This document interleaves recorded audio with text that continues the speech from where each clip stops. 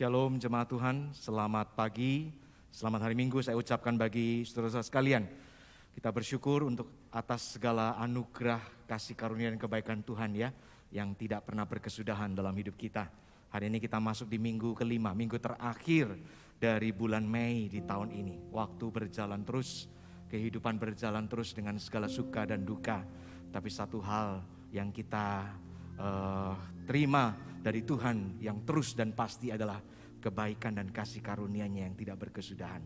Hari ini di hari pertama minggu yang baru, kita diberi kesempatan sekali lagi untuk datang kepada Tuhan, menikmati dan merayakan kebaikan-Nya lewat ibadah ini. Karena itu saya mengundang saudara persiapkan diri, memberikan segala yang terbaik dari diri kita, dan kita boleh pulang bersama dengan anugerah kemurahan Tuhan.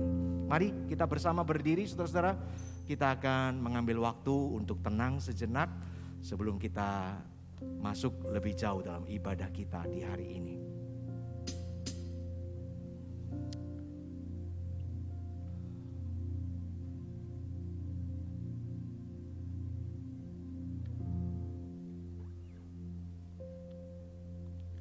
Ibadah hari ini kita mulai dengan satu pengakuan bahwa pertolongan atas kita dalam ibadah ini datangnya dari pihak Tuhan, Allah yang menjadikan langit, bumi dan seluruh isinya. Allah yang tidak pernah meninggalkan ciptaan tangannya. Turun kiranya atas saudara sekalian pada pagi ini anugerah dan damai sejahtera yang berlimpah-limpah dari Allah Bapa dan Tuhan kita Yesus Kristus. Amin. Silakan duduk saudara.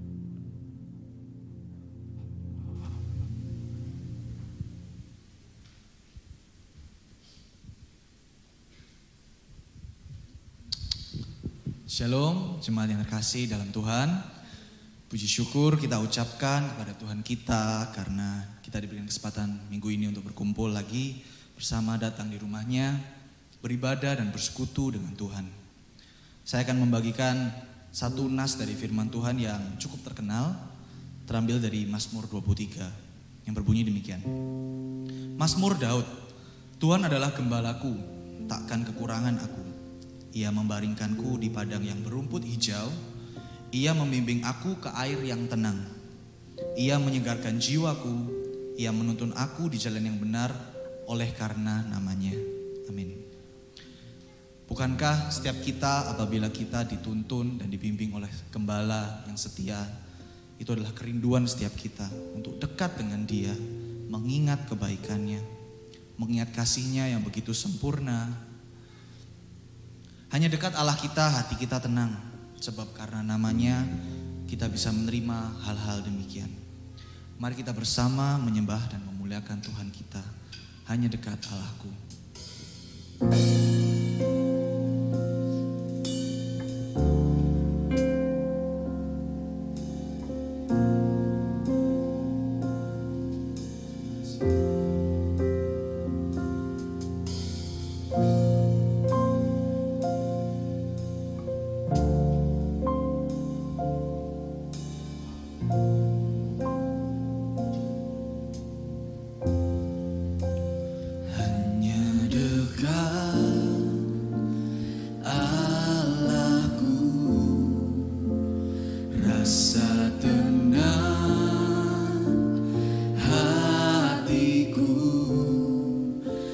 Sertai jalanku sepanjang hidupku. Hanya dekat Engkau Tuhan. Hanya dekat padamu ada kekuatan baru. Kaulah perlindunganku, keselamatanku.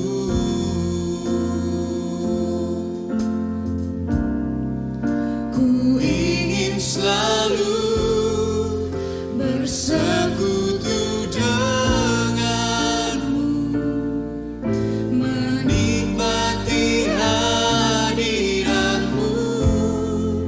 Biarkan Roh-Mu tinggal dalam hidupku. Sungguh indah bersamamu selamanya.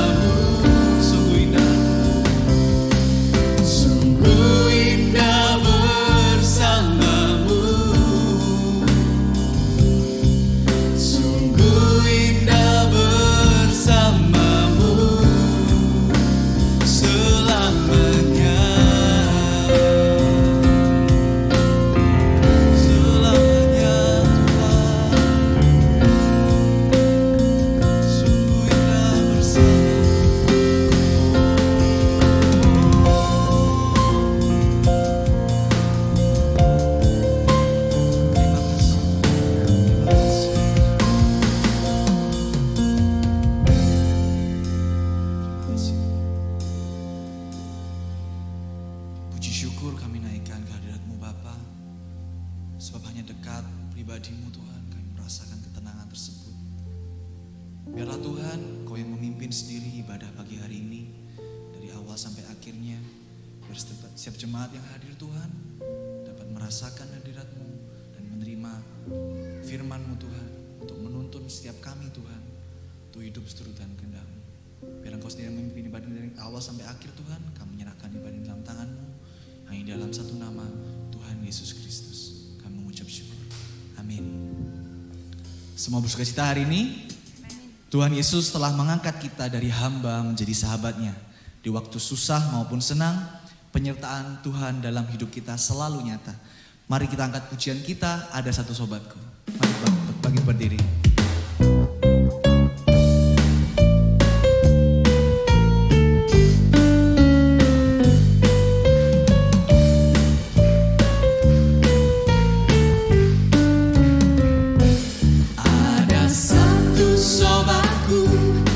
Setia,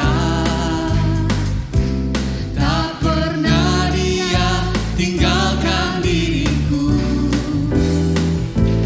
Di waktu aku susah, waktuku sendirian, Dia selalu menemani diriku. Ada satu sobat. Ada satu sobatku yang setia, pernah Dia tinggalkan diriku. Di waktu aku susah, waktuku sendirian, Dia selalu menemani diriku.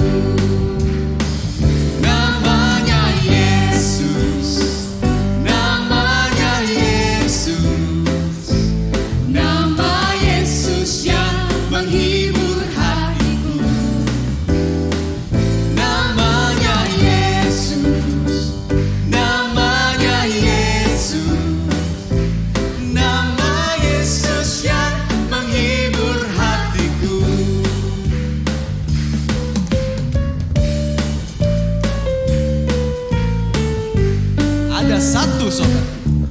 Ada satu sobatku yang setia, tak pernah Dia tinggalkan diriku.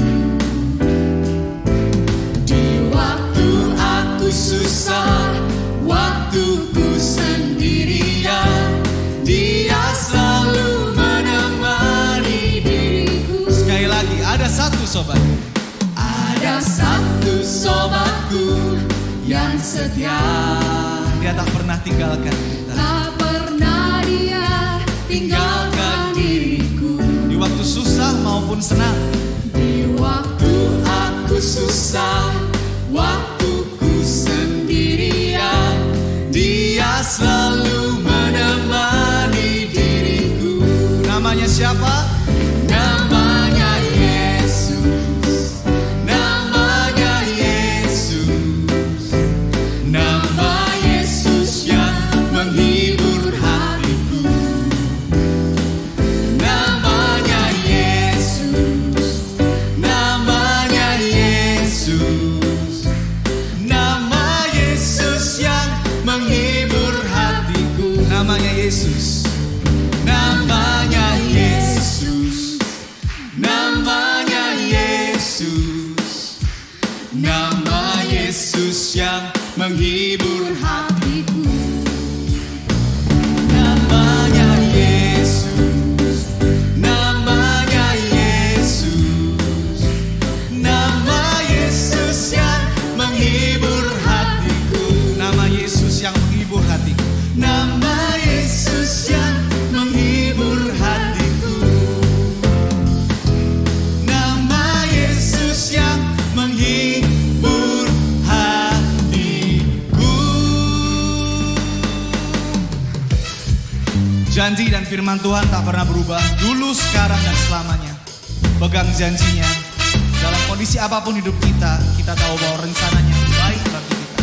Rencananya indah bagi setiap kita. Ada amin?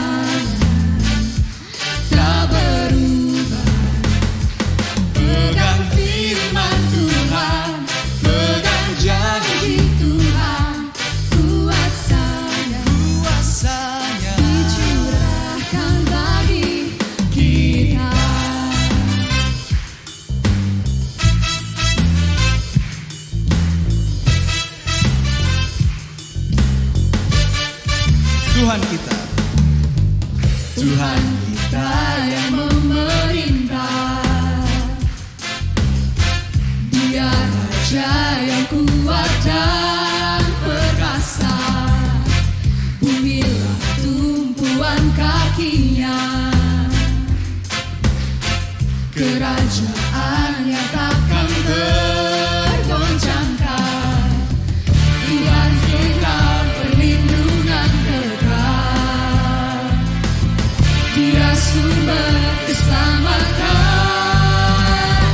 Tuhan kita ajaib, Tuhan kita heran. Kuasanya tak berubah. Pegang firman Tuhan, pegang janji Tuhan.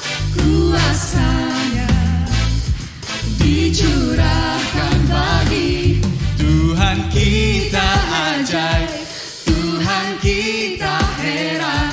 Kuasanya tak berubah. Pegang firman Tuhan, pegang janji Tuhan. Kuasanya dicurahkan bagi Tuhan kita ajaib, Tuhan kita heran. Kuasanya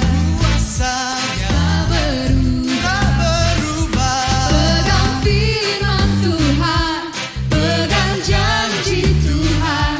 Kuasanya dicurahkan bagi kuasanya dicurahkan bagi kuasanya dicurahkan bagi kita.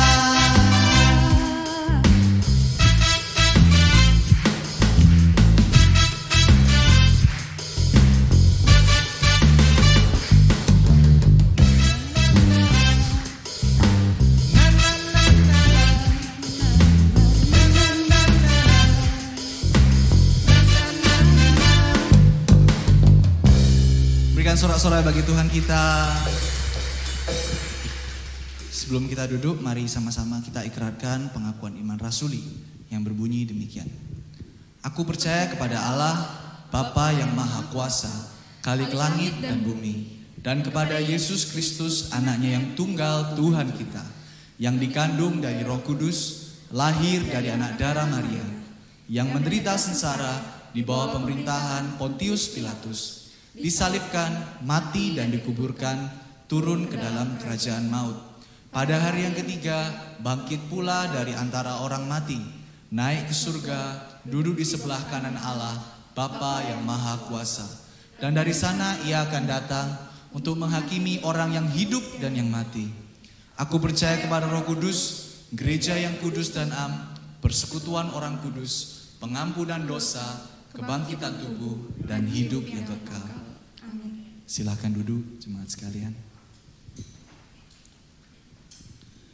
Sebelum kita bersama mendengarkan firman Tuhan, kita akan bersama menyanyikan pujian ini. Pujian ini bercerita tentang kerinduan setiap kita untuk menjadi semakin serupa dengannya.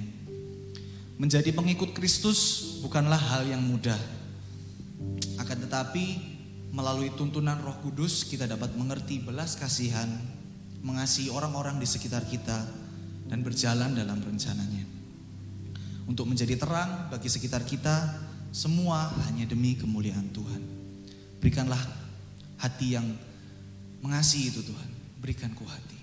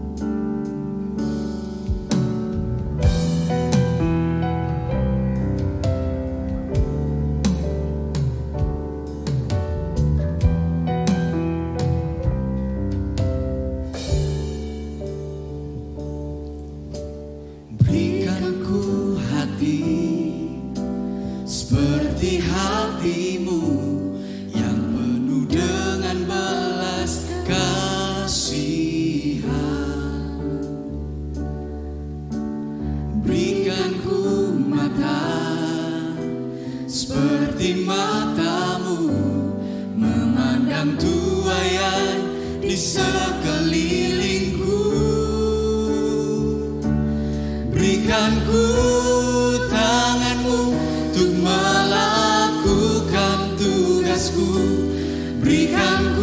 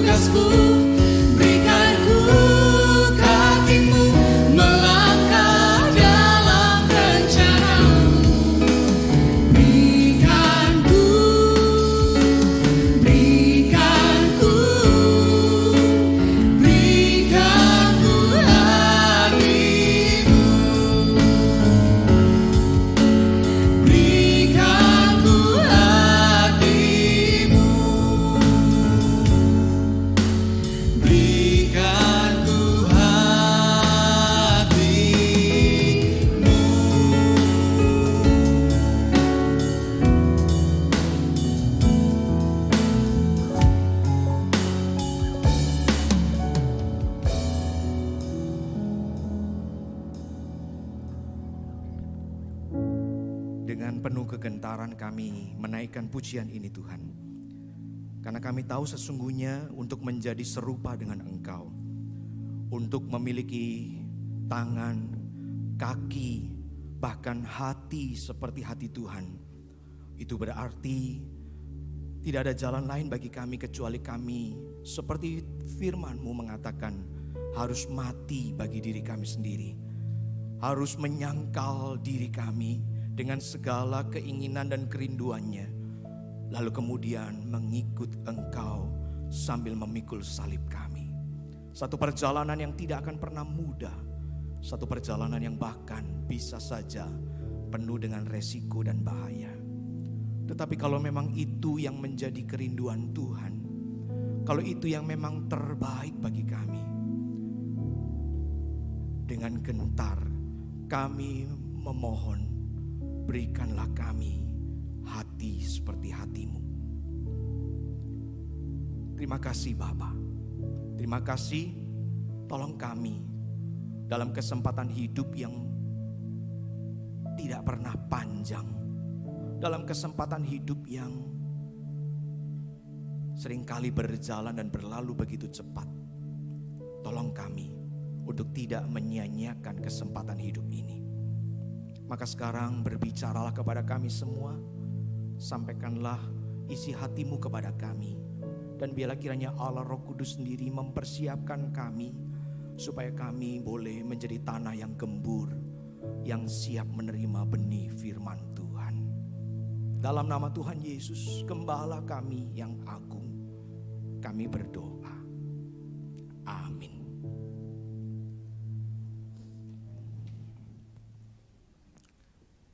Terima kasih buat teman-teman dari tim PAW yang telah memimpin kita dalam sesi pujian hari ini.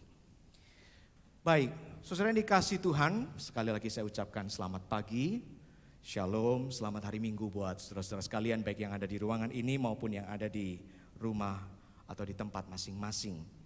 Saudara yang dikasihi Tuhan, kalau saudara mengikuti rangkaian ibadah atau rangkaian khotbah yang disampaikan lewat mimbar ini selama 1 bulan terakhir, tentu kata pemuritan atau menjadi murid Kristus itu bukan sesuatu yang asing lagi.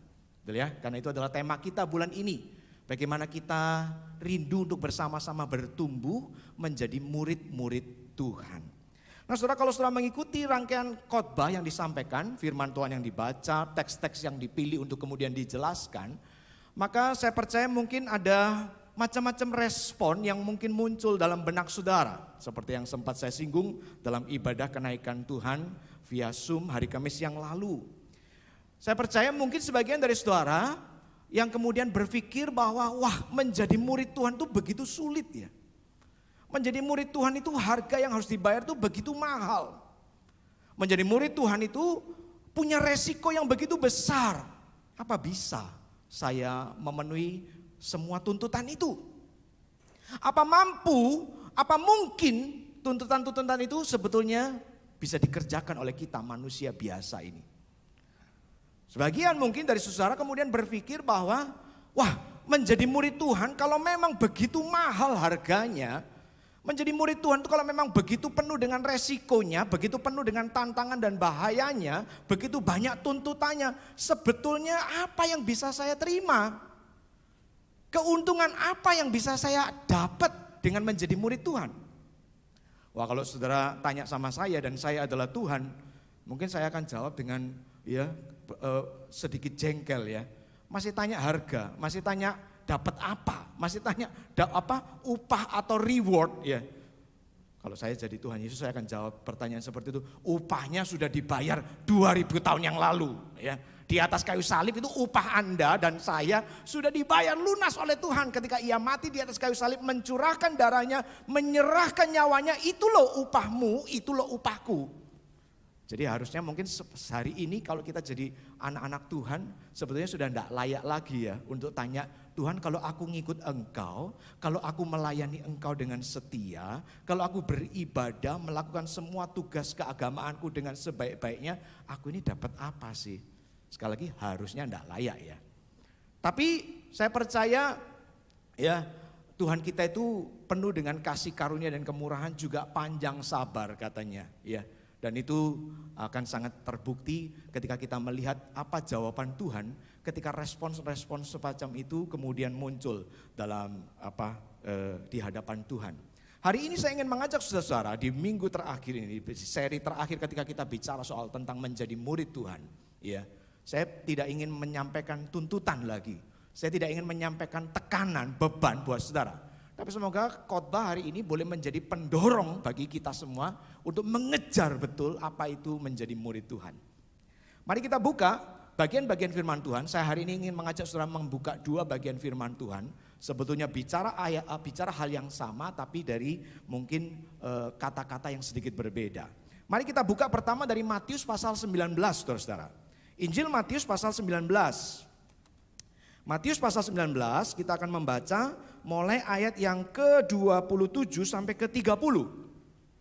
Matius 19 ayat 27 sampai 30. Kalau sudah menemukan saya akan bacakan buat saudara-saudara, demikian firman Tuhan. Lalu Petrus menjawab dan berkata kepada Yesus, "Kami ini telah meninggalkan segala sesuatu dan mengikut Engkau. Jadi apakah yang akan kami peroleh?" Kata Yesus kepada mereka, "Aku berkata kepadamu, sesungguhnya pada waktu penciptaan kembali, apabila anak manusia bersemayam di tahta kemuliaannya, kamu yang telah mengikut aku akan duduk juga di atas 12 tahta untuk menghakimi ke-12 suku Israel.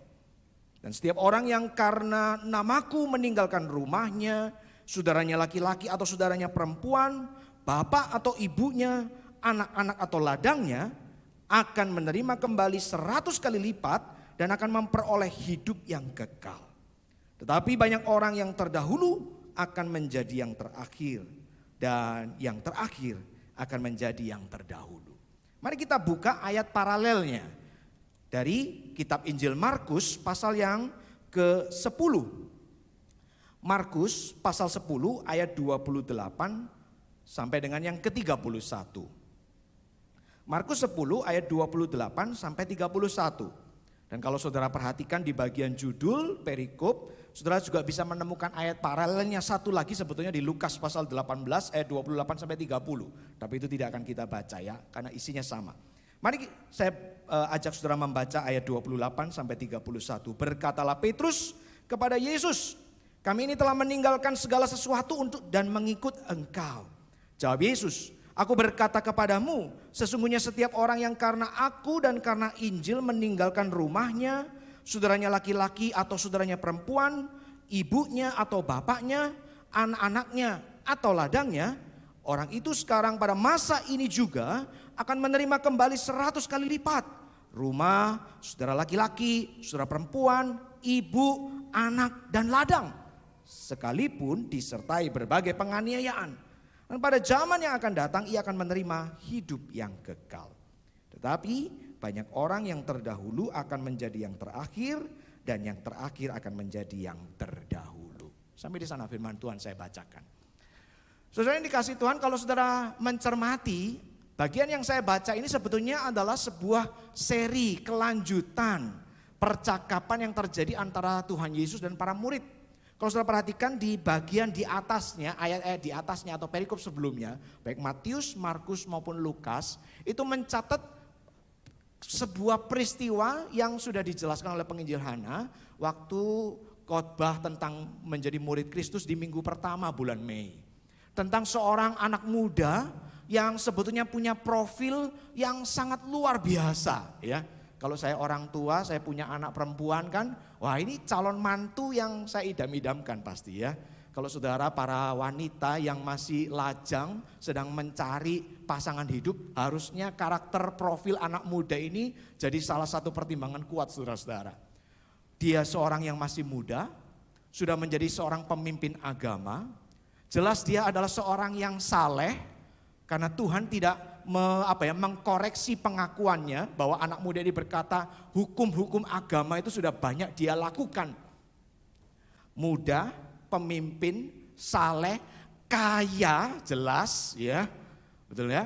Dan walaupun tidak disebut, saya duga dengan kuat seorang yang terpelajar, seorang yang bukan tidak berpendidikan.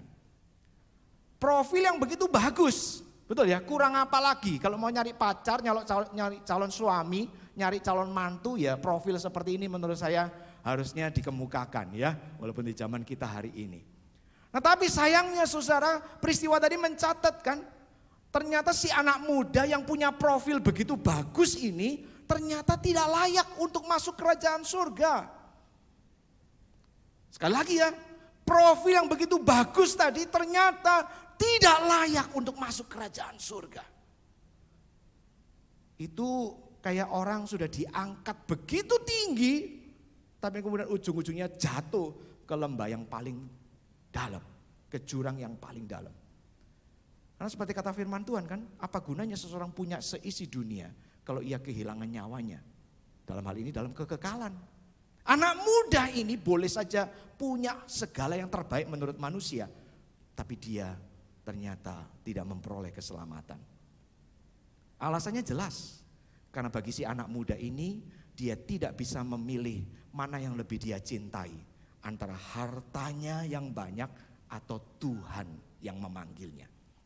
Bukan soal kayanya, bukan soal salehnya, bukan soal jabatan yang tinggi, tapi ia tidak bisa memilih mana yang lebih dia cintai, hartanya yang banyak atau Tuhannya. Maka kemudian dikatakan para murid menjadi heboh kan. Waduh, kalau menjadi murid Tuhan itu ternyata syaratnya sebegitu tingginya, siapa yang bisa diselamatkan? Itu kan respon murid-murid Tuhan. Kalau memang menjadi murid Tuhan dalam kasus si anak muda ini, dia harus rela mengorbankan segala-galanya. Dalam hal ini adalah harta bendanya yang banyak. Tuhan katakan suruh jual, lalu kemudian bagi-bagikan ke semua orang miskin, lalu ikut aku. Waduh. Kita, saya percaya kalau dapat syarat seperti itu, pasti mikirnya 1000 kali lipat. Mungkin dari 1000 orang hanya 1-2 orang kali yang berani. Ya, kebanyakan dari kita mau hartanya banyak, mau hartanya sedikit, harta itu bagi kita mungkin dianggap sesuatu yang sangat berharga. Suruh meninggalkan semua lalu memilih Tuhan. Wah, ini rasanya berat banget. Maka mereka berkata kepada Tuhan, kalau begitu siapa bisa diselamatkan? Tapi Tuhan kemudian mengucapkan satu kalimat yang seringkali kemudian dikutip orang termasuk pada zaman ini dengan konteks yang salah. Bagi manusia itu tidak mungkin, tapi bagi Allah tidak ada yang mustahil. Nah jadi saudara ingat ya, kalau sekarang Anda sering dengar kata-kata itu diucapkan, jangan melulu bagi Allah tidak mustahil itu kemudian dihubungkan dengan kalau sakit apapun bisa sembuh, kan tidak mustahil. Kalau miskin terlilit utang mau berapapun banyaknya pasti bisa jadi konglomerat, kan bagi Allah tidak mustahil. Ingat ya, konteks paling pertama awal-awal Tuhan berkata tentang ayat itu sebetulnya bicara soal keselamatan. Bagi manusia untuk masuk kerajaan sorga dengan usahanya sendiri itu mustahil, tidak mungkin. Tapi bagi Allah tidak ada yang mustahil. Nah kemudian celakanya adalah setelah anak muda itu pergi meninggalkan Tuhan dengan sedihnya, lalu kemudian dikatakan di antara para murid, Petrus khususnya yang seringkali dengan penuh keberanian mewakili perasaan hati teman-temannya, lalu berkata pertanyaan seperti yang saya kutip tadi. Tuhan kami ini sudah mengorbankan segala sesuatu. Kami ini sudah tidak punya apa-apa lagi. Kami sudah meninggalkan semuanya. Sekarang apa yang kami peroleh? Betul ya?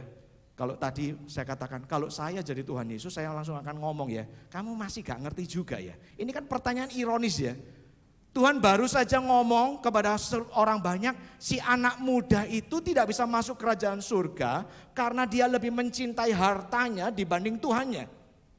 Sekarang Petrus dengan lugunya, dengan naifnya kemudian tanya pertanyaan yang sebenarnya menjurus ke arah yang sama kan. Kami sudah tinggalkan semua, lalu kami dapat apa Tuhan? Betul ya. Tapi sekali lagi menarik karena saya bukan Tuhan dan Tuhan bukan saya. Tuhan tidak menjawab dengan skeptik, lalu kemudian dengan sindiran atau dengan bahkan teguran yang keras kepada Petrus. Hei Petrus, celaka kamu ya, gak ngerti-ngerti ya diajarin kebenaran ya. Disuruh ninggalin harta demi ikut aku, kok sekarang kamu nanya kalau sudah ninggalin semua lalu dapat apa? Dapat harta lagi. Lah podo ae lah ya. Ini kan ceritanya kayak lingkaran setan bulat aja gitu ya. Nah tapi Tuhan menjawab dengan penuh lemah lembut. Dan ia menjawab jawaban yang menurut saya harusnya menjadi sebuah penghiburan besar bagi engkau dan saya. Sekaligus menjadi dorongan buat kita. Apa itu? Tuhan mengatakan memang untuk seseorang yang mengikut Tuhan. Seseorang yang kemudian memutuskan menerima undangan Tuhan. Ikutlah aku. Lalu kemudian memutuskan untuk menjawab iya pada panggilan itu. Aku mau menjadi muridmu Tuhan. Aku mau menjadi pengikut-pengikutmu. Bagi kita ternyata hal itu tidaklah kemudian berujung kesia-siaan. Saudara perhatikan itu ya. Tuhan itu menurut saya sangat memahami kita ini manusia-manusia darah dan daging. Seringkali bahkan sama Tuhan pun selalu hitung-hitungannya adalah cuan sama rugi, untung sama rugi. Ya, itu adalah sesuatu yang manusiawi menurut saya dan Tuhan mengerti dengan jelas akan natur dosa kita yang seperti itu. Harusnya sekali lagi idealnya adalah waktu kita bicara relasi kita dengan Tuhan, kita tidak usah lagi sudah tanya, aku dapat apa Tuhan? Kalau aku melayani Tuhan dapat apa? Kalau aku setia beribadah dapat apa? Kalau aku setia melakukan hukum-hukum Tuhan aku dapat apa? Kalau dalam pekerjaan aku memilih melakukan pekerjaan sesuai firman Tuhan, tidak kemudian main kanan, main kiri dengan cara-cara gelap, cara-cara yang tipu muslihat, aku dapat apa? Kalau aku demi Tuhan memilih meninggalkan ini loh, orang yang sudah profilnya bagus jadi calon suami, jadi calon istri, tapi karena dia tidak mencintai Tuhan dan bahkan dia minta aku kalau mau menikah dengan dia aku harus meninggalkan Tuhan. Aku memilih enggak, aku memilih Tuhan. Harusnya menurut saya yang paling ideal adalah itu sudah tidak perlu lagi pakai Tuhan aku terus dapat apa. Karena sekali lagi sebelum kita melakukan semua pengorbanan itu Tuhan sudah lebih dulu berkorban buat engkau dan saya. 2000 tahun yang lalu. Tanpa tanya, hei manusia, hei cipto, hei salim, atau hei siapa. Apa yang akan kau berikan kepadaku kalau aku mati buat kamu. Tuhan tidak pakai tanya itu loh. Yang dilakukan Tuhan 2000 tahun yang lalu adalah dia naik ke atas salib. Merentangkan tangannya lebar-lebar. Dipaku dan mati di sana dengan cara paling mengerikan. Dengan cara paling memalukan. Supaya engkau dan aku beroleh keselamatan. Beroleh segalanya. Maka sekali lagi ya sebetulnya sudah tidak perlu lagi nanya-nanya. Tapi itu loh, tapi Tuhan begitu paham engkau dan saya. Makanya tidak jarang bukan cuma di bagian ini saja. Termasuk ada banyak catatan Alkitab di bagian-bagian yang lain. Tuhan sering bicara soal reward, soal upah, soal apa yang kita dapat ketika kita setia mengikut Tuhan dan menjadi murid-murid Tuhan. Tapi tolong jangan dibalik. Saya mau setia ikut Tuhan supaya saya dapat itu semua. Jangan. Tetap sikap yang terbaik adalah saya mau ikut Tuhan dengan setia. Saya mau berjuang jadi murid Tuhan yang terbaik. Karena dia sudah melakukan segala yang terbaik buat saya. Nah saudara, apa yang Tuhan janjikan kepada para murid hari itu? Ada dua. Sebetulnya secara sederhana saja kita langsung bisa melihat jawaban Tuhan kan. Tuhan berkata, satu yang kau akan dapatkan. Dikatakan, aku berkata kepadamu, kalau dalam Markus pasal 10 ayat 29. Jawab Yesus, aku berkata kepadamu, sesungguhnya setiap orang yang karena aku dan karena Injil meninggalkan rumahnya, saudaranya laki-laki atau saudaranya perempuan, ibunya atau bapaknya, anak-anaknya atau ladangnya, orang itu sekarang pada masa ini juga akan menerima kembali 100 kali lipat rumah, saudara laki-laki, saudara perempuan, ibu, anak dan ladang, sekalipun disertai berbagai penganiayaan. Saudara, bagian ini memberikan kepada kita sebuah penegasan. Waktu engkau dan saya memutuskan untuk mengikut Tuhan, waktu engkau dan saya untuk memutuskan untuk menjadi murid-murid Tuhan, berjuang menjadi murid-murid Tuhan dalam segala kesetiaan, walaupun sebetulnya kesetiaan kita itu sangat-sangat bisa diragukan. Ya. Waktu Petrus berkata, Tuhan kami ini sudah meninggalkan segalanya mengikut engkau. Sebetulnya kan harusnya malu ya. Waktu Petrus ngomong meninggalkan segala-galanya. Kenapa? Karena sebetulnya dia itu enggak punya apa-apa kok. Dia itu cuma seorang nelayan sederhana. Mungkin yang dia tinggalkan cuma satu perahu dengan alat mancing yang seadanya. Alat menangkap ikan yang seadanya. Lalu kemudian dia mengikut Tuhan. Mengikut Tuhan pun masih ada sebetulnya sebuah gambaran bayang-bayang. Nanti kalau Tuhan ini bertahta jadi raja, siapa tahu kita ini jadi pejabat-pejabat di sebelah kanan kirinya. Seperti kata Yohanes dan Yakobus kan. Masih ada motivasi itu sebetulnya. Atau paling tidak waktu mereka mengikut Tuhan, lihat Tuhan melakukan banyak mujizat, menyembuhkan sakit penyakit. Nah kan lumayan ya, kita orang miskin ya, zaman itu udah ada BPJS, udah ada asuransi kesehatan. Nah sekarang punya tabib yang adalah gurunya sendiri. Mau penyakit apapun, masuk gurunya ini tega ya ngelihat kita. Pasti akan langsung sembuh. Atau motivasi yang lain, waktu Tuhan membuka, kemudian memecah-mecahkan roti, memberi makan ribuan orang. Lalu kemudian sisanya begitu banyak. Punya Tuhan yang kayak begini kan luar biasa. Harus deket-deket nih. Gak usah kerja susah payah seumur hidup, makan pun terjamin. Nah kira-kira begitu ya. Lalu kemudian dia dengan berani ngomong sama Tuhan, aku sudah meninggalkan segala-galanya. Tapi sekali lagi ya, Tuhan tuh penuh dengan kasih sayang. Dia tidak menegur Petrus, tidak mengutuki Petrus. Ya, hai iblis, aku tahu sebenarnya motivasimu enggak.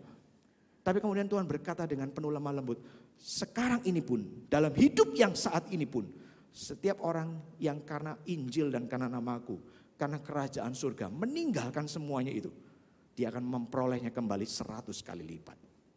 Mari kita cermati kata-katanya secara lebih teliti. Satu dikatakan, meninggalkan semua itu karena namaku dan karena Injil atau karena kerajaan surga. Apa yang ditinggalkan? Sebetulnya ada banyak di situ ya yang disebutkan. Rumah, ladang, bisa dikatakan mewakili harta benda. Lalu kemudian orang tua, saudara laki-laki, saudara perempuan, bahkan anak-anaknya. Kalau di dalam Injil Lukas, istrinya. Ya, artinya apa? Meninggalkan keluarganya.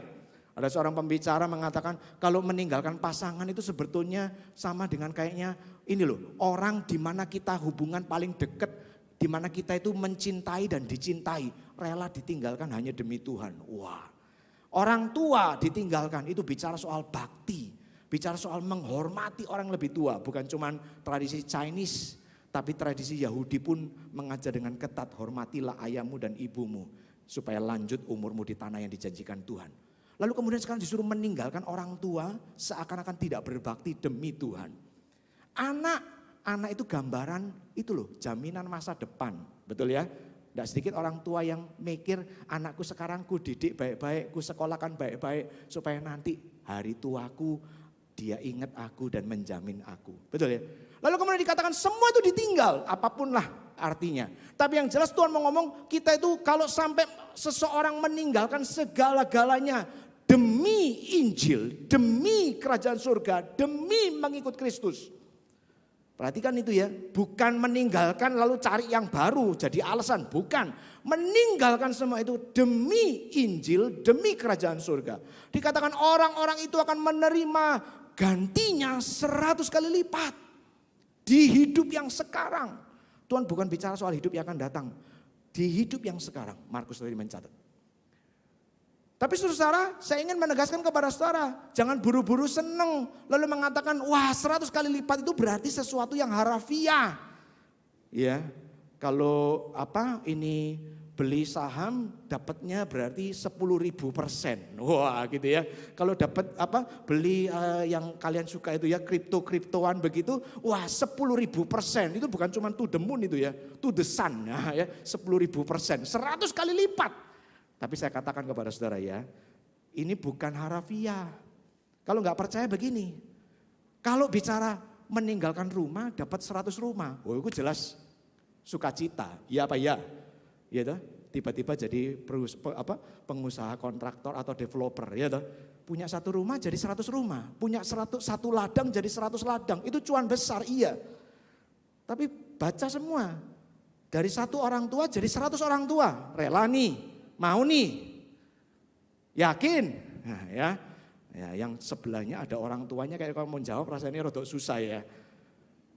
Kita ini dikasih 2 pasang orang tua saja, ya kita mungkin akan berkata jujur saja di hadapan Tuhan. Itu sudah cukup, tidak lebih, tidak kurang. Iya apa ya? Kalau Anda meninggalkan orang tua, Anda dikasih 100 orang tua kata Tuhan, mau harafiah. Punya 1 anak, ditinggalkan demi Tuhan, dapat 100 anak, yakin? Yakin mau 100 kali lipat? Saya rasa kok enggak ya. Bahkanlah, ya suami ditinggalkan dapat ganti suami loh. 100 istri ditinggalkan dapat ganti istri loh. 100 loh tapi ya, bukan 1, bukan 2, bukan 4, 100. Semaniak-maniaknya Anda, saya percaya Anda juga akan pasti muntah-muntah ya. Punya 1 suami, punya 1 istri aja harus diakui kok ya, enggak mudah. Apalagi suruh dikasih 100 kali lipat ya. Ya. Saudara-saudara, ini jelas bukan pengertian harafiah. Tapi yang saya mau katakan adalah Tuhan menjanjikan bahwa setiap orang, setiap engkau dan saya, ketika kita memutuskan memanggil, memenuhi panggilan Tuhan, menjawab, ya Tuhan. Ketika Tuhan berkata, ikutlah aku akan menjadikan engkau sebagai penjala manusia. Kita berkata, ya Tuhan ini aku. Maka Tuhan dengan jelas mengatakan setiap tanda kutip pengorbanan, kalau bisa disebut pengorbanan, sebetulnya tidak akan pernah sia-sia. Tuhan memperhitungkan semua itu. Dan Tuhan kemudian bahkan memberkati kita dengan sesuatu yang luar biasa. Makanya tidak heran, misalnya seorang penginjil besar, misionaris terkenal di tanah Tiongkok, Amerika, asal Amerika, Hudson Taylor. Seorang dokter yang meninggalkan Amerika dengan segala kenikmatannya sebagai dokternya. Lalu kemudian pergi ke Tiongkok masih pedalaman, bukan sekarang Beijing, Shanghai yang kota megapolitan, bukan. Yang masih zaman itu loh, masih di mana begitu banyak orang buang air sembarangan itu loh. Dia pergi ke sana, lalu kemudian dia berkata dalam salah satu tulisannya, sebetulnya saya ini tidak pernah bisa berkorban buat Tuhan. Dia sudah meninggalkan segalanya seumur hidupnya. Tapi dia ngomong, sebetulnya saya ini tidak bisa berkorban buat Tuhan. Karena tiap kali saya melakukan sesuatu yang saya anggap pengorbanan, Tuhan berbuat baik jauh lebih banyak kepada saya dibanding yang bisa saya korbankan. Wah. Penginjil yang lain, misionari yang pergi ke tanah Afrika, ya, David Livingstone. Di sana dia menderita banyak luar biasa. Kehilangan istri dan anaknya. Dia sendiri cacat separuh tubuhnya. Karena serangan binatang buas, penyakit-penyakit dan segala macam. Ditanya, satu kali dia pulang ke Inggris. Dr. Livingstone, apakah Anda sudah berkorban buat Tuhan? Lalu dia ngomong, berkorban? No. Saya belum melakukan apa-apa dibandingkan kebaikan Tuhan yang diberikan kepada saya. Bahkan orang yang sudah jelas-jelas kehilangan banyak hal dalam hidupnya. Keluarganya, kesehatannya, tubuhnya. Separuh cacat bekas serangan binatang buas. Dia berkata, aku ini tidak pernah berkorban buat Tuhan. Saudara pernah enggak ya dalam sebuah relasi dalam kehidupan kita sekarang ini loh. Misalnya gini ya, kalian punya teman baik atau apalah gitu ya. Lalu kemudian kalian tuh pengen melakukan sesuatu yang baik buat dia, gitu ya. Misalnya apa ya? Oh, ada ngirimin dia makan, nah, ngirimin makanan. Kalian kirimin dia makanan nilai 100.000, nanti dia bales makanan 500.000. Nanti kapan-kapan lagi, wah, gak enak ya. Wah, dikirimin lagi deh, kirimi 200.000. Balik lagi 700.000. Waduh. Ya. Nanti misalnya dia ulang tahun. Kalian kirimi sesuatu barang, apalah misalnya gitu ya. Oh beliin baju 1 juta. Nanti waktu kita ulang tahun dibalesin baju 10 juta. Nangkep gak? Relasi yang seperti itu kadang-kadang bisa bikin stres ya. Gimana caranya ya saya berbuat baik sama dia. Tiap kali mau berbuat sedikit baik, dia balasnya berkali lipat lebih banyak, lebih baik. Itu loh relasi kita dengan Tuhan. Saya dalam perjalanan hidup saya, sebagai seorang hamba Tuhan, ketemu tuh orang-orang kayak begitu. Iya. Satu, itu ini neneknya istri saya waktu zaman masih hidup. Iya. Ini belum cucuk mantu, belum ya. Masih ya calon lah ya.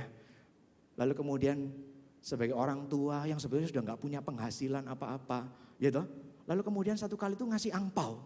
Ini bukan ulang tahun, bukan sincia, bukan apa-apa. Tiba-tiba ngasih angpau.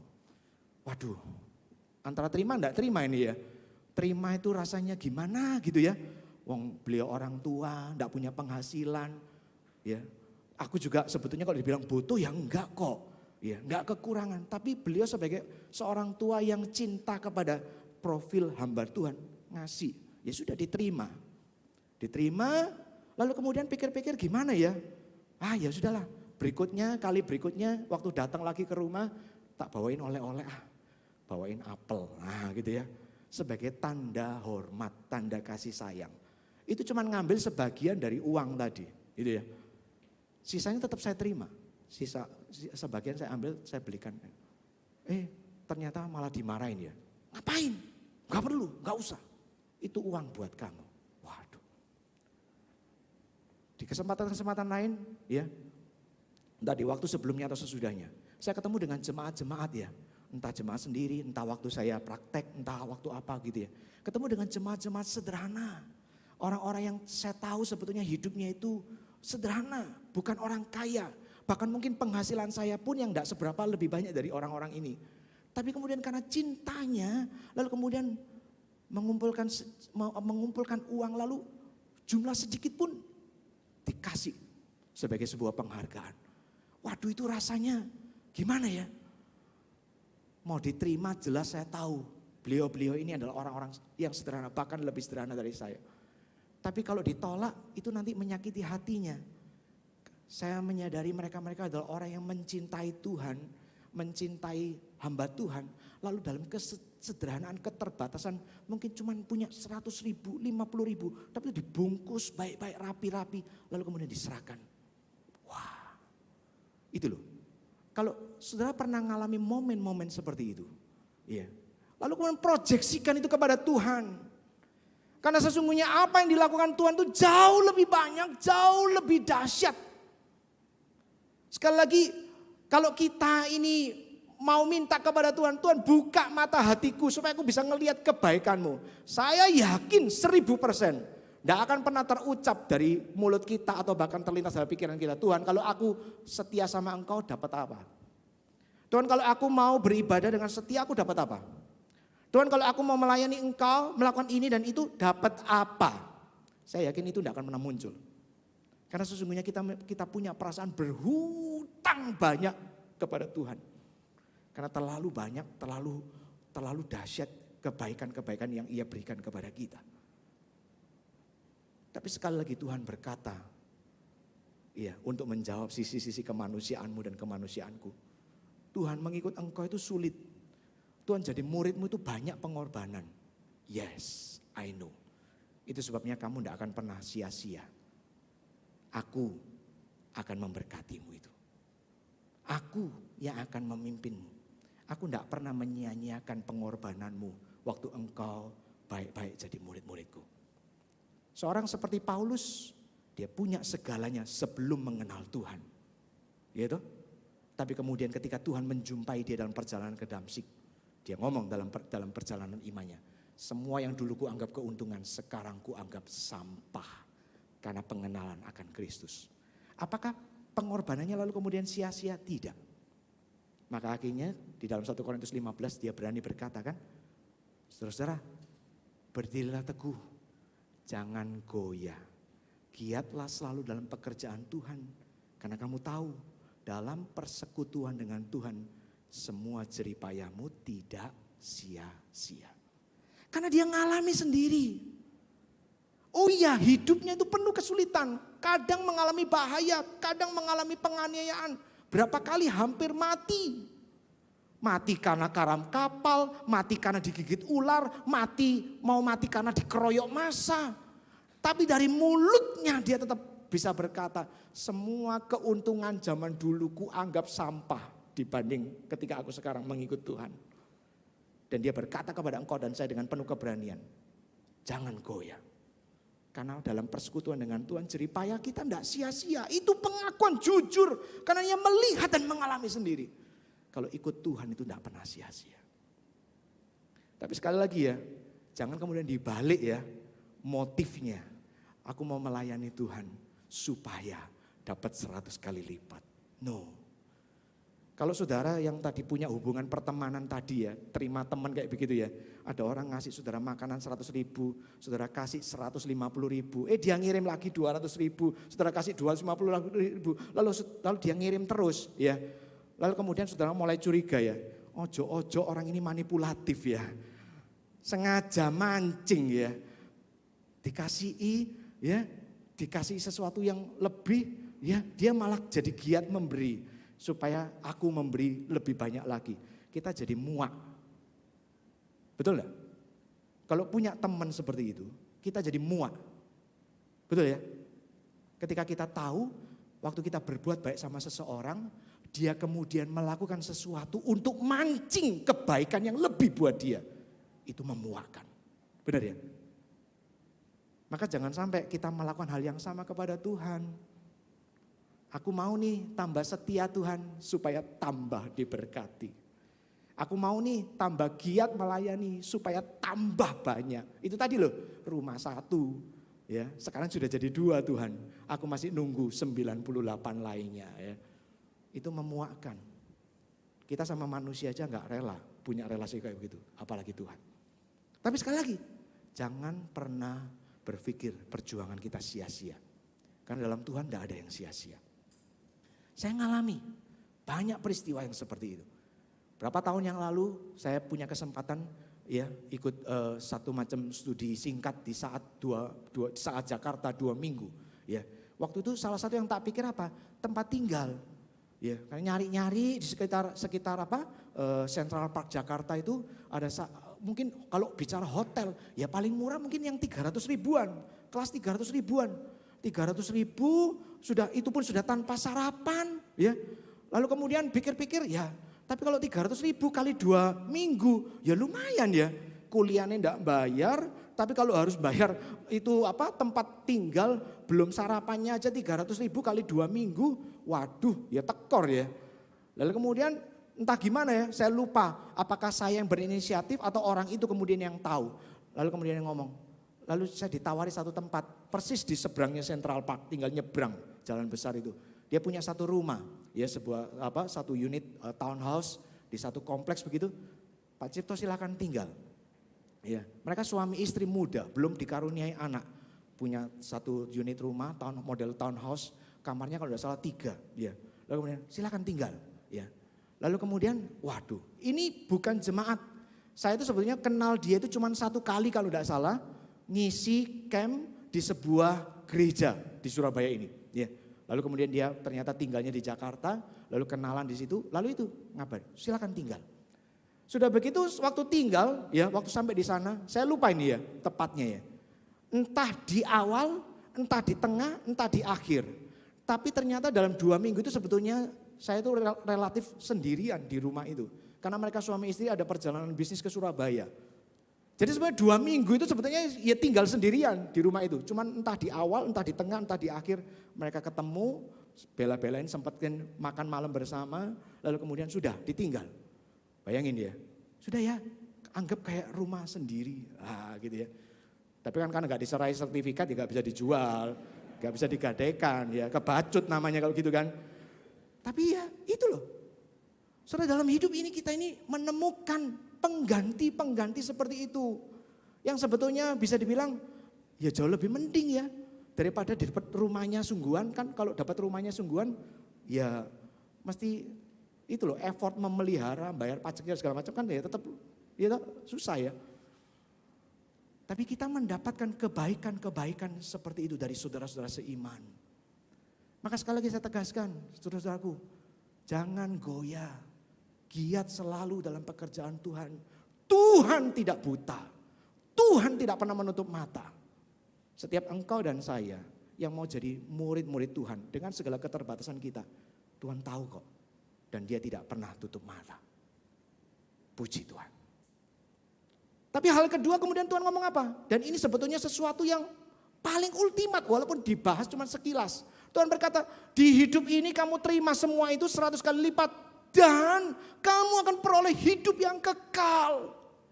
Walaupun cuma satu frase pendek, tapi nilainya itu kan berkali lipat dibanding yang itu tadi loh, yang pertama.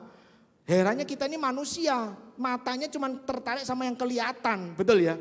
Seringkali kita ngomong dapat 100 kali lipat rumah, ladang, puji Tuhan. 1000 kali lipat, oh lebih puji Tuhan. Ya. Padahal Tuhan ngomong ada yang jauh lebih bernilai dari itu semua. Engkau memperoleh hidup yang kekal. Saudara-saudara, itu jauh lebih besar. Apa yang Tuhan janjikan kepada engkau dan saya sebagai pengikut-pengikutnya, murid-muridnya, itu tidak akan pernah sebanding senilai dengan apa yang bisa kita korbankan buat Tuhan. Seorang pengusaha besar ngomong begini, saya itu kalau dalam relasi dengan Tuhan, ini seorang yang sangat-sangat tulus, dia ngomong, saya itu memberi persembahan kepada Tuhan pakai sekop, Tuhan balikinya pakai bulldozer. Wah, karena dia sebetulnya adalah pengusaha alat berat, makanya dia pakai istilahnya begitu. Saya itu cuma bisa memberi persembahan pakai sekop, tapi Tuhan memberi saya berkat pakai bulldozer. Dan itu bukan soal cuman sekedar materi. Tapi orang ini jelas mengingat kebaikan Tuhan itu terlalu banyak, terlalu besar jumlahnya untuk bisa dihitung dan disyukuri satu persatu. Khususnya ini loh, keselamatan dalam Tuhan. Hidup yang kekal. Saudara, apa gunanya kita punya 100 rumah, 100 ladang, mau 100, mau 1000, mau sekaya Elon Musk sekalipun. Tapi kalau kemudian kita tidak punya hidup yang kekal di dalam Tuhan.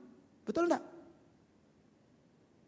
Zaman kita belakangan ini tuh kita itu harusnya terbuka lebar loh. Mau bicara apa? Kesehatan bisa lenyap dalam sekejap. Anda mau bicara soal apa? Uang, harta benda lenyap dalam sekejap. Coba itu googling. Sepanjang tahun 2021 misalnya. Jumlah orang yang kekayaannya merosot paling banyak. Itu nilainya itu kalau orang teman-teman kita di sebelah bilang auzubillah ya. Itu ngeri. Itu bukan cuma orang itu tiba-tiba dari 1 M jadi 10 juta. Enggak.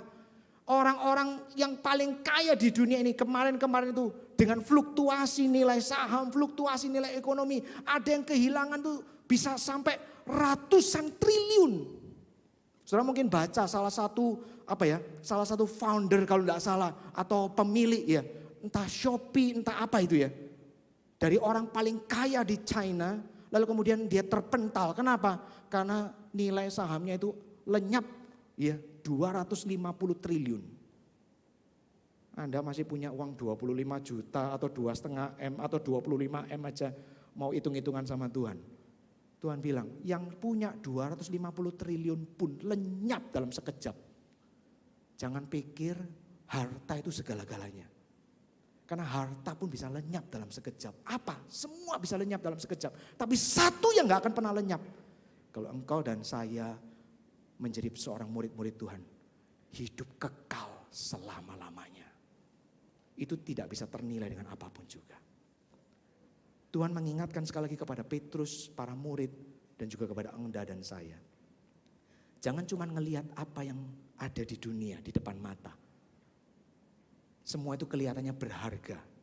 Tapi sebetulnya semua itu sementara. Ada satu yang paling berharga. Hidup kekal. Dan kalau engkau dan saya adalah murid-murid Tuhan. Itu tidak akan pernah diambil daripadamu. Pagi ini saya dengar sebuah berita mengejutkan.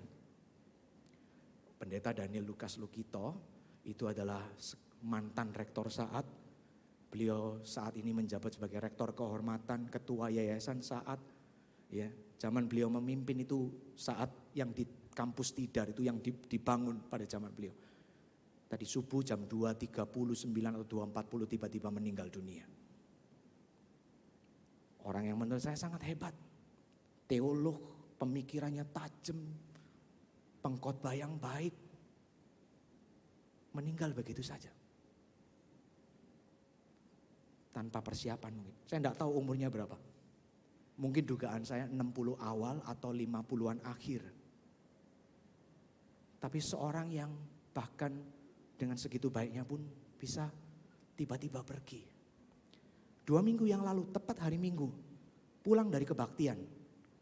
Istri saya cerita, terima kabar dari grup WA orang tua wali murid di Petra. Petra 1 tempat anak saya Winet SMP. Teman seangkatan beda kelas. Kelas 9 berarti ya. Meninggal. Karena apa? Waktu kemarin Idul Fitri, perjalanan mudik ke Jember, lalu mengalami kecelakaan. Satu mobil, papa, mama, dia sama adiknya. Yang 3 selamat, tidak apa-apa, luka mungkin cuma kecil, yang dia luka parah. Kalau nggak salah, patah di tulang leher. Masuk rumah sakit entah berapa lama, akhirnya meninggal. Bagi saya itu pukulan keras, kenapa? Karena ini umurnya paling seumur dengan anak saya yang kecil. Umurnya masih sangat muda, kelas 9. Mungkin 2 bulan lagi mau wisuda. Itu habis ujian akhir, lalu liburan lebaran pulang ke rumah keluarganya di Jember.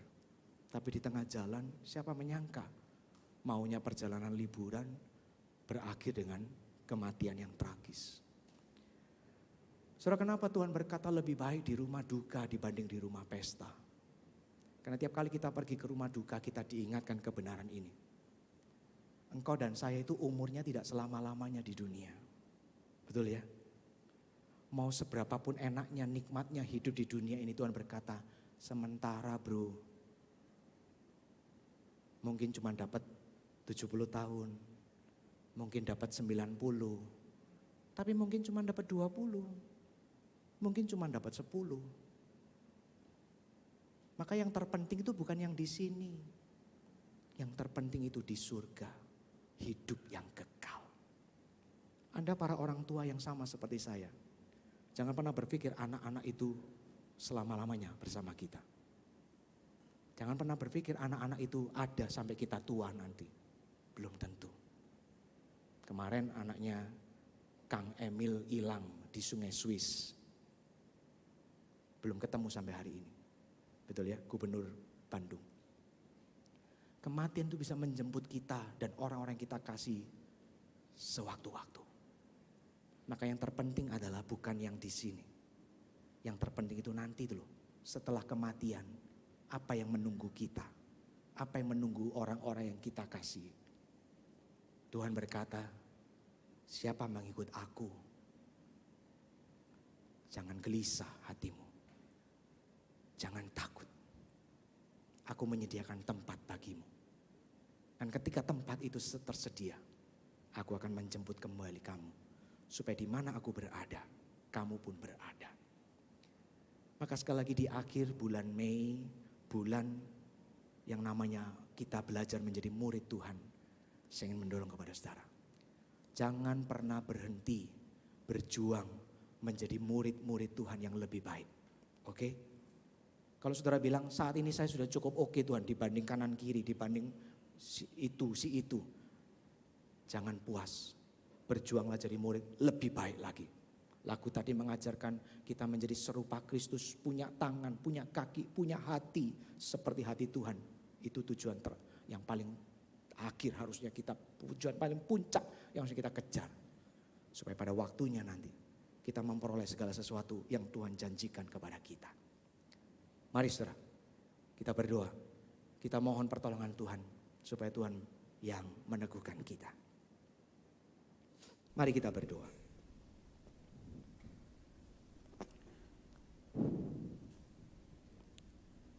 Sesungguhnya di hadapan-Mu Tuhan tidak ada yang bisa kami sembunyikan. Di hadapan-Mu Tuhan, Engkau melihat dengan jelas kualitas-kualitas hidup kami masing-masing sebagai murid-murid-Mu. Dan kami sadar sesadar-sadarnya, tidak ada seorang pun di antara kami, bahkan seisi dunia ini pun sekalipun, tidak ada seorang pun yang pantas disebut murid-murid yang terbaik. Kami semua sesungguhnya adalah manusia-manusia yang penuh dengan kelemahan, penuh dengan kekurangan dan keterbatasan. Tidak jarang dalam perjalanan kami sebagai murid-murid Tuhan, kami terus berhitung untung dan rugi dengan Tuhan. Mungkin kami bahkan membanggakan diri kami seakan-akan kami lebih baik dari orang lain. Kami berkorban lebih banyak dibanding orang lain. Kami pantas disebut sebagai murid-murid dekat Tuhan. Ampuni kami. Tidak jarang kami ini adalah orang-orang yang seringkali lebih fokus kepada hidup kami sendiri. Kepada dunia yang ada di sekitar kami, kesenangan yang sementara, segala sesuatu yang sebetulnya fana. kami lupa bahwa sesungguhnya Engkau menanti lebih dari kami. Karena itu Tuhan, di hadapan-Mu kami mohon, beri kami hati seperti hati-Mu. Beri kami hati seperti hati-Mu, supaya kami sungguh-sungguh mengerti, merasakan apa sebetulnya yang Kau rindukan dari hidup kami. Engkau menanti kami terus bertumbuh menjadi murid-murid yang semakin baik, semakin berdedikasi, semakin berkomitmen, semakin siap untuk membayar harga, semakin mencintai Engkau lebih dari yang lain. Karena sesungguhnya semua itu sudah Kau bayar lunas lewat pengorbanan-Mu di atas kayu salib 2000 tahun yang lalu. Tuhan, tolong kami, tolong kami. Kami tidak tahu seberapa lama lagi perjalanan hidup kami di dunia ini. Mungkin sebentar, mungkin panjang. Mungkin hitungan hari, bulan, tahun, atau mungkin masih berpuluh tahun. Tapi yang jelas Tuhan, kami rindu Engkau menolong kami supaya kami tidak sia-siakan setiap waktu kehidupan yang Kau berikan kepada kami. Beri kami hati seperti hati-Mu, supaya selama kami hidup di dunia, kami sama-sama belajar, berjuang untuk jadi murid-murid Tuhan. Tolong kami. Dalam kesempatan ini, kami ingin berdoa bagi keluarga yang sedang berduka di Malang sana. Bagi Ibu Linawati Condro bersama anak, mantu, cucu, bahkan keluarga besar dari almarhum Pendeta Daniel Lukas Lukito, yang Kau panggil kembali kepadamu. Kami bersama ingin berdoa bagi mereka. Kepergian yang begitu mendadak seringkali menyisakan duka, syok, dan segala kekagetan. Kiranya Roh Kudus, Roh Penghibur, memberi mereka damai sejahtera, kekuatan, penghiburan, melampaui akal pikiran manusia. Berdoa bagi masa depan keluarga. Kami tahu mereka semua ada di dalam tangan Tuhan. Tuhan pelihara mereka. Berdoa bagi anak-anak yang adalah juga seorang hamba-hamba Tuhan. Biarlah dalam hidup mereka pun mereka boleh dipakai Tuhan menjadi berkat dan kesaksian dimanapun. Kami berdoa bagi keluarga besar Seminari Alkitab Asia Tenggara. Kehilangan sosok yang begitu dihormati. Tapi biarlah mereka boleh diteguhkan dan dikuatkan. Termasuk nantinya proses alih kepemimpinan kepada ketua yang baru. Kami serahkan ke dalam tangan Tuhan. Karena kami tahu Tuhan tidak pernah merancang yang buruk.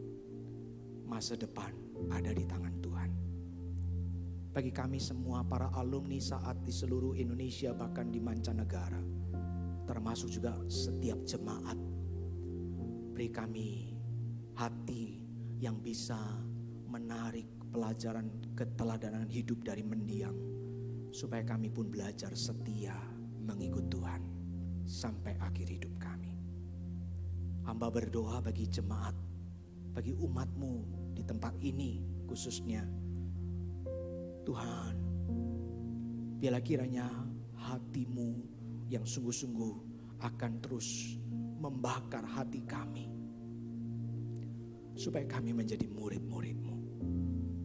Berkatilah, teguhkan dan kuatkanlah umat-Mu Tuhan, baik yang ada di sini maupun yang di rumah, yang sedang berjuang dengan sakit penyakitnya, yang sedang berjuang dengan gangguan kesehatannya, yang berjuang dengan kekhawatiran-kekhawatiran hidup karena melihat kondisi pekerjaan yang sulit, karena melihat banyaknya persoalan, tantangan dalam rumah tangga yang tidak mudah diselesaikan. Hamba berdoa bagi rekan-rekan muda yang sedang bekerja, meniti karir, berusaha membangun masa depan, atau yang sedang menempuh studi. Tuhan, kiranya anugerah-Mu menopang umat-Mu satu demi satu. Supaya dalam setiap perkara Engkau hadir, memberi kekuatan, damai sejahtera, dan bahkan hikmat bijaksana. Supaya setiap umat-Mu dengan konteks pergumulan masing-masing boleh teguh berdiri di hadapan Tuhan, tidak goyah. Dan mereka boleh menikmati bahwa dalam persekutuan mereka dengan Tuhan, jerih payah mereka tidak sia-sia. Kiranya Tuhan menolong. Pada akhirnya kami berdoa bersama buat gerejamu ini. Biarlah di masa yang akan datang Engkau semakin menolong kami. Ada banyak tantangan, ada banyak kesulitan. Tapi kami percaya kami tidak pernah berjalan sendirian. Kami berdoa untuk kebutuhan ruangan bagi nantinya kelas-kelas sekolah minggu yang akan segera dimulai, dibuka secara onsite. Kami mohon Tuhan menolong supaya dalam semua itu kami melihat jawaban Tuhan. Kami melihat karya Tuhan yang besar itu menolong kami mengatasi semua kesulitan. Dan kami mau memandang hari esok dengan penuh keberanian karena kami tahu perjuangan kami tidak sia-sia. Terima kasih Tuhan, terima kasih. Kami membawa persembahan kami, persembahan secara materi, tapi juga persembahan hidup. Biarlah semua persembahan itu Kau sucikan, Kau kuduskan, supaya semua persembahan boleh dipakai untuk hormat kemuliaan nama Tuhan. Ini doa kami. Terpuji namamu. Dalam nama Tuhan Yesus kami mohon. Mari jemaat kita bersama berdiri. Kita akhiri ibadah ini dengan menaikkan doksologi. Kemuliaan bagi Tuhan.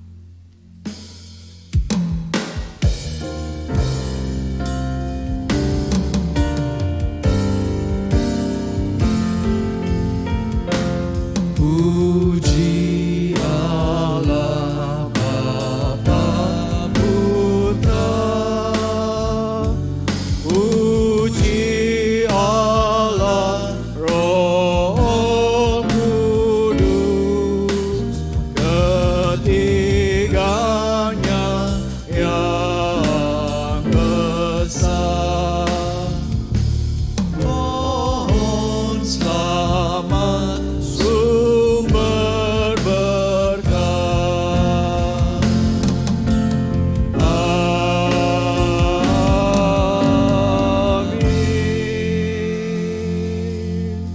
Jemaat yang dikasihi Tuhan, baik yang di tempat ini maupun yang di rumah masing-masing, sekarang arahkanlah hatimu kepadanya. Tuhan, sumber segala berkat dan kebaikan, dan terimalah berkat-Nya. Tuhan memberkatimu dan melindungimu, saudara-saudaraku. Tuhan menyinari engkau dengan wajah-Nya dan memberikan kasih karunia. Tuhan menghadapkan wajah-Nya kepadamu, memberikan damai sejahtera, kuat kuasa, supaya engkau dan aku boleh menjadi murid-murid Tuhan hari ini sampai selama-lamanya. Amin.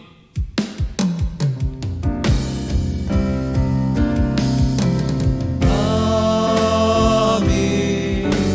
Amin.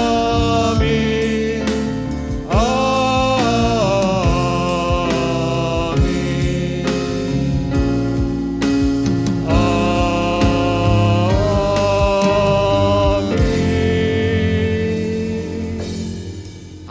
Silakan duduk, silakan mengambil doa teduh, saudara-saudaraku.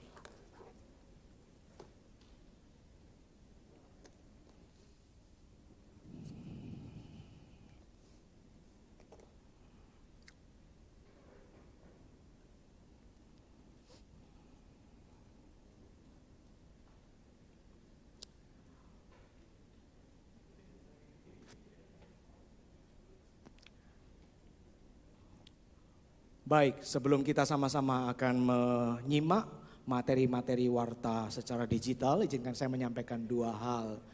Yang pertama adalah dalam kesempatan ini sebagai gembala saya menyampaikan ucapan selamat datang, selamat beribadah bagi setiap saudara-saudara sekalian, baik yang baru pertama kali hadir ataupun sebagai tamu ataupun bagi jemaat-jemaat Tuhan yang juga boleh kita berjumpa secara fisik untuk setelah sekian lama ya kita terpisah oleh jarak karena kondisi pandemi. Kita berdoa terus supaya keadaan semakin baik ke depan ya, sehingga seperti yang juga sudah didoakan tadi semua kegiatan pelayanan boleh kembali berjalan seperti sebelum pandemi ya. Juga nanti kelas-kelas sekolah minggu dalam waktu dekat akan segera bisa dimulai supaya anak-anak kita pun boleh kembali datang untuk diajar beribadah menyembah Tuhan dengan sebaik-baiknya.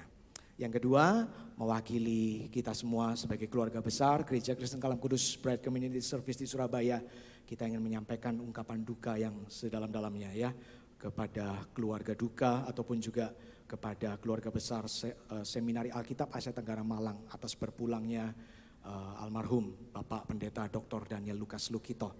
Kita doakan seluruh keluarga, juga keluarga besar Saat ya beberapa hari ke depan untuk rangkaian ibadah duka yang akan dikerjakan. Semoga semua dapat berlangsung dengan baik untuk hormat kemuliaan nama Tuhan. Baik, itu saja yang ingin saya sampaikan. Ada materi digital yang akan disampaikan. Silakan saudara boleh menyimaknya. Tuhan memberkati. Halo Jemaat BC Surabaya, saya Ivania dan pada saat ini saya akan memberikan beberapa pengumuman, harap saudara-saudara untuk memperhatikan. Yang pertama, persekutuan doa Rabu selalu rutin diadakan via Zoom pada pukul 19.30. Saudara-saudara diharapkan dapat ikut bergabung bersama dengan kami dalam persekutuan ini. Bagi saudara-saudara yang ingin mengirimkan pokok doa, saudara-saudara dapat mengirimkannya ke link di sebelah ini. Yang kedua, BCS Surabaya menyediakan kelompok kecil yang dapat membantu saudara-saudara untuk bertumbuh di dalam Tuhan bersama dengan saudara-saudara seiman. Komunitas kecil ini kami namakan dengan Grow. Bagi saudara yang ingin bergabung, saudara-saudara dapat menghubungi WA BCS pada link di sebelah ini. Yang ketiga, bagi saudara-saudara yang terpanggil untuk melayani Tuhan, kami menyediakan beberapa saran untuk menyalurkan kerinduan dan talenta saudara. Saudara-saudara dapat bergabung dalam tim PAW atau tim Usher atau tim pelayanan digital. Saudara-saudara dapat mendaftar pada link di sebelah ini. Yang terakhir, jangan lupa subscribe YouTube BCS dan follow IG BCS @BCSSBY. Sekian pengumuman untuk minggu ini. Happy Sunday and God bless you. Yang pertama, persekutuan doa Rabu, sabarko. Saudara-saudara diharapkan dapat ikut hadir dalam ibadah ini bersama dengan kami. Salah kok. Sekian pengumuman untuk minggu ini. Sekian pengumuman untuk minggu ini.